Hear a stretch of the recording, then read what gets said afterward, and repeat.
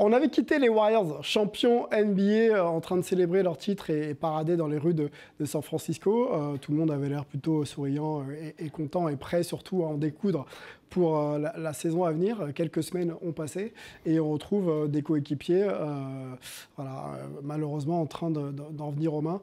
Ça concerne deux d'entre eux, Jordan Poole et Draymond Green. Vous avez forcément vu passer la vidéo sur les réseaux sociaux. C'était assez violent. On va essayer de refaire un petit peu la chronologie des faits avec Melvin. Melvin, qu'est-ce qu'il s'est passé et est-ce que tu peux nous donner justement quelques points clés, quelques dates clés, comment et pourquoi on en est arrivé à cette situation?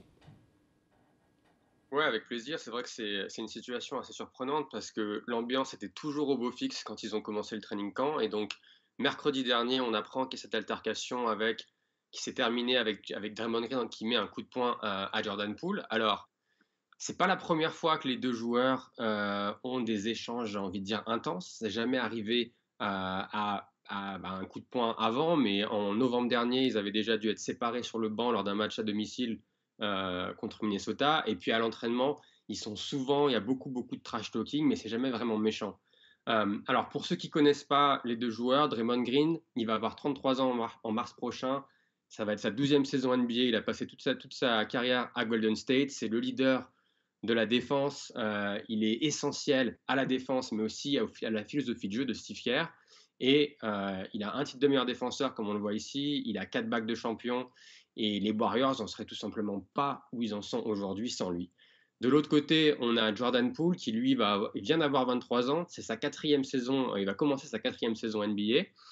Il a eu un début de carrière un peu plus compliqué, mais il a vraiment explosé l'année dernière.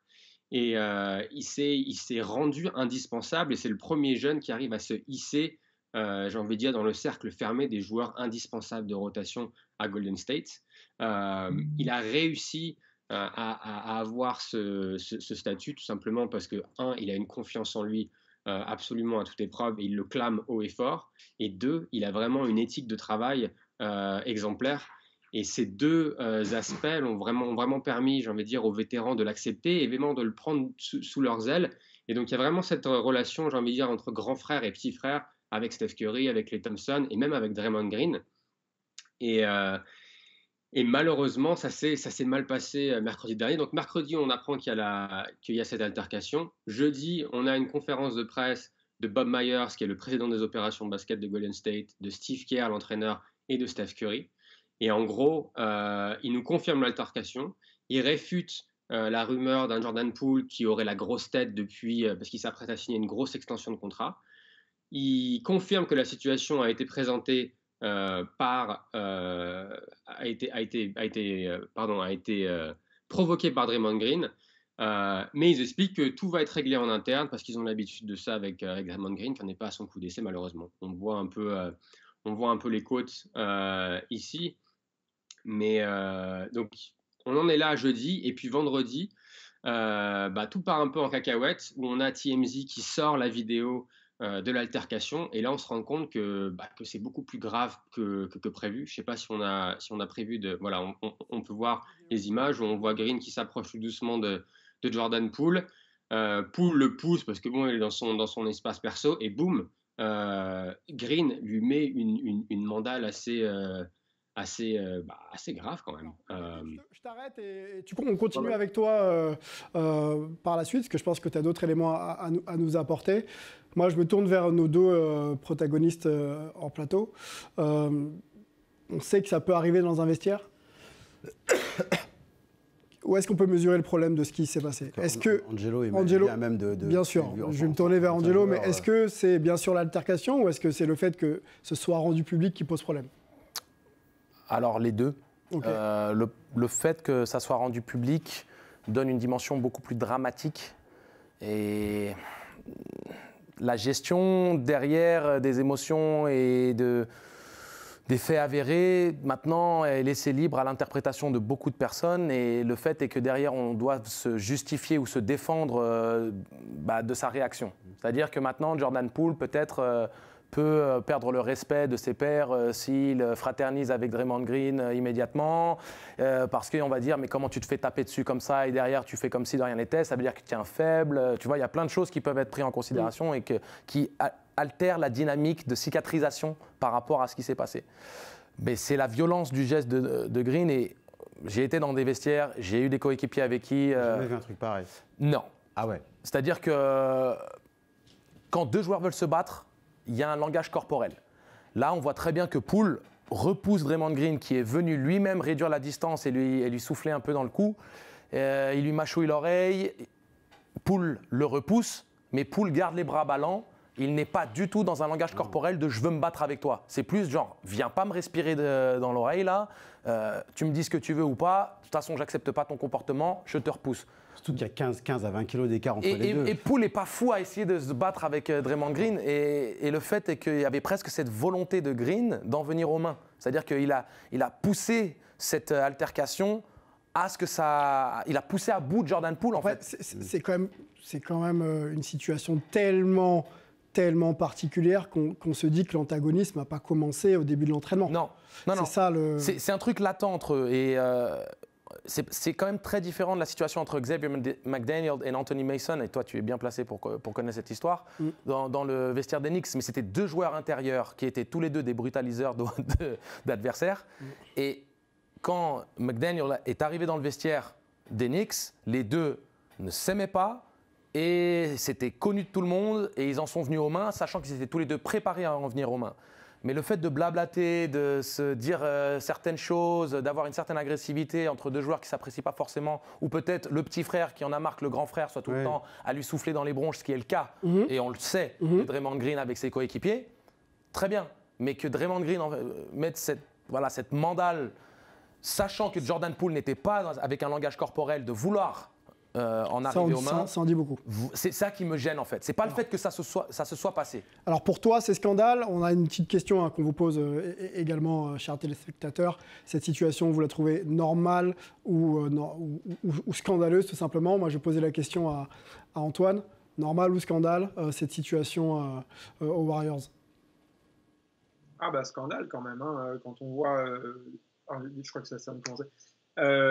Ouais, bah scandale quand même, parce que de tout ce qui a été dit, quoi. Cette mandale-là, c'est pas juste une bagarre entre coéquipiers, c'est pas une petite ce qu'on peut voir parfois sur les terrains ou quoi. C'est une énorme mandale sur un joueur qui s'y attendait pas.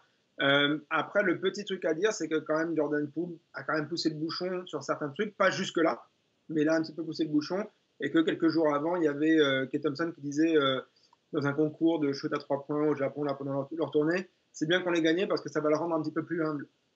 Ouais. Mais bon, encore une fois, c'est pas aller jusque-là quand même. Ok. Enfin bon, ces gars, 4 titres de champion NBA, fait 10 ans qu'ils sont dans la ligue, ils ont de la bouteille, quoi. Ils sont de la bouteille. Normalement, ils sont expérimentés, effectivement. C'est plus un comportement qu'on s'attend à voir, en fait, parce qu'en fait, Draymond Green, pour arriver où il est, pour avoir autant de succès, c'est un gars, il joue avec un edge, comme aux États-Unis. Ouais. Il est à la limite, il flirte avec la folie un peu. Il faut qu'il se sublime. Donc ce genre d'agressivité, au cours d'un match, tu comprends tout à fait, vu que lui, il flirte un peu, il est toujours à la limite. Mais un entraînement, surtout que l'image d'avant, on le voit, il est comme ça. On sent en fait, le truc rumine. Ouais, oui, il a pété un plomb depuis un moment. Le bouton interrupteur est off. Et le mec, il a pété un plomb, quoi. Et c'est pas du tout rationnel. Surtout que, encore une fois, comme le dit Angelo, le gars avec qui il met de mandale, il y a 20 à 15 kilos d'écart. C'est énorme. Et il y a surtout le langage corporel. Oui. C'est-à-dire que Jordan Poole n'est pas en mode agresseur. Le fait qu'il repousse Draymond Green est tout de même lié au fait que Draymond Green vienne faire corps à corps et lui souffle dans les oreilles. Ouais. C'est pas comme si Jordan Poole avançait sur Draymond et l'a poussé. Alors, là, il y aurait eu quand même une différente dynamique. On va redonner la main à Melvin. Qu'est-ce qu'il en est aujourd'hui du cas Draymond Green au sein de la franchise? On sait qu'il a, lui, présenté des excuses publiques. J'ai quelques déclats à vous lire et ensuite on t'écoute, Melvin. Alors, il y a une énorme gêne qui sort de cette vidéo. C'était pathétique.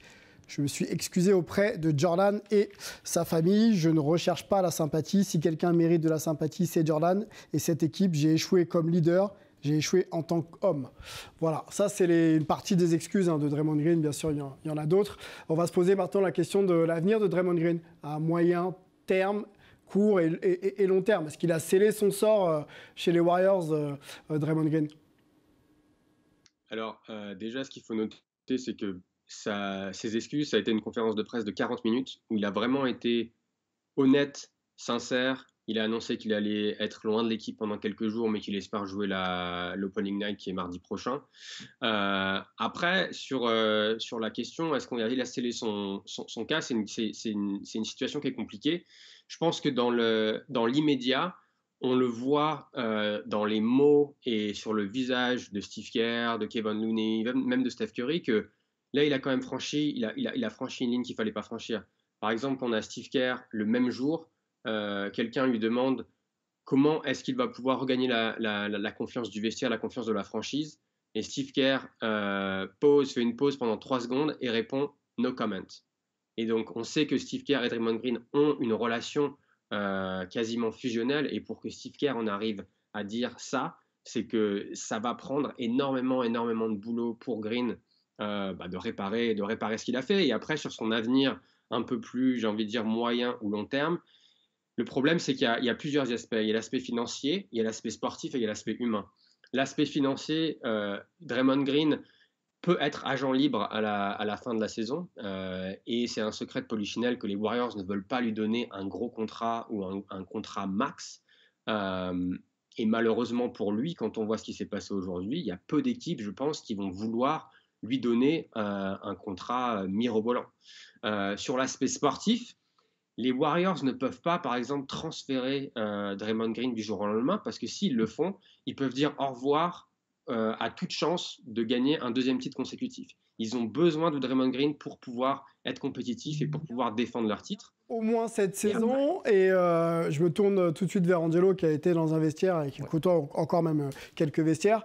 Comment on fait justement pour faire en sorte que le groupe reste uni et que le groupe aille vers un objectif peut-être de titre ou voire de finale NBA en commençant la saison avec un cas aussi important à gérer? Tu laisses le groupe trouver ses réponses seul. C'est-à-dire qu'à un moment donné, en tant que coach, tu dois savoir aussi laisser de la distance. On ne peut pas imposer à des gens d'avoir un comportement et un leader ne peut pas, par la force ou l'autorité, imposer à ces gens de croire dans un projet ou de pardonner. C'est un truc humain. Ça doit être Jordan et Draymond qui doivent penser leur play.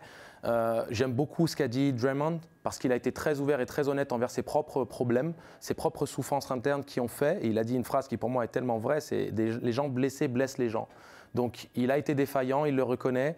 Et le fait de s'ouvrir à ça et de faire amende honorable par rapport à ça donne une chance au vestiaire. Tu penses qu'il, lui, a une chance d'être réintégré, réaccepté par ses coéquipiers? Alors oui, parce que sur le terrain, ça reste tout de même un joueur exceptionnel. Et surtout dans le système des Warriors, si l'ambition d'un titre, ce qui je pense est une ambition partagée de tous au sein de ce vestiaire, reste la même, ils vont s'en accommoder. C'est simplement que j'ai déjà eu des coéquipiers, bien sûr, j'ai déjà eu des coéquipiers avec qui on ne se parlait pas, on ne se disait pas un mot hors des parquets, mais avec qui on fonctionnait très très bien sur le terrain.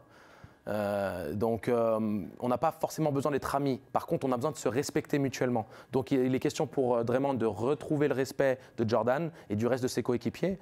Mais sur le terrain, il est essentiel parce que c'est le seul joueur apte dans cette ligue, en NBA. Il n'y a pas un autre joueur apte à permettre à Klay Thompson et Steph Curry d'être à la... C'est le lion. C'est le lion en fait, c'est le lion ultime. C'est-à-dire qu'il est exceptionnel dans le système des Warriors, mais c'est un joueur qui aurait beaucoup de problèmes à être aussi exceptionnel dans une autre équipe NBA puisqu'il n'y a que les Warriors qui jouent tels qu'ils le font. Et c'est aussi ça qui va être intriguant par rapport à son futur. Allez, c'est le lion. Le mot de la fin avec Pascal, ouais. Seulement sur les parquets, mais c'est le lion, c'est quelqu'un qui est très, très, très apprécié dans les vestiaires. C'est ça aussi, c'est un gars, c'est la voix des vestiaires, c'est lui qui parle tout le temps, c'est lui, on le voit, il est très apprécié. Il était ou il est ou il était il est, enfin c'est la question qu'on se pose aujourd'hui. Melvin va confirmer, je pense, c'est un gars qui est très apprécié dans les vestiaires, c'est un gars que les gens apprécient, non? Il l'est, c'est un gars que tout le monde apprécie, je dirais même plus dans la franchise et à San Francisco, et même dans toute la Bay Area.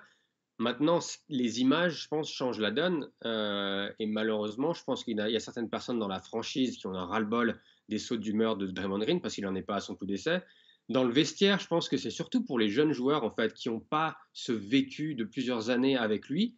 C'est-à-dire que tu dis que tu es leader de l'équipe, et derrière, tu en mets une à un gars qui a 23 ans, comment est-ce que tu peux revenir et du coup engueuler quelqu'un qui fait pas la bonne rotation en défense? Est-ce que tu vas pouvoir faire ça, jouer ce rôle? Est-ce que les jeunes vont avoir une certaine peur de comment tu peux réagir? Donc bon, je pense que ça va être compliqué. Le dernier point que je noterais, c'est que Jordan Poole ne s'est pas encore exprimé dans les médias. J'imagine que ça devrait pas tarder.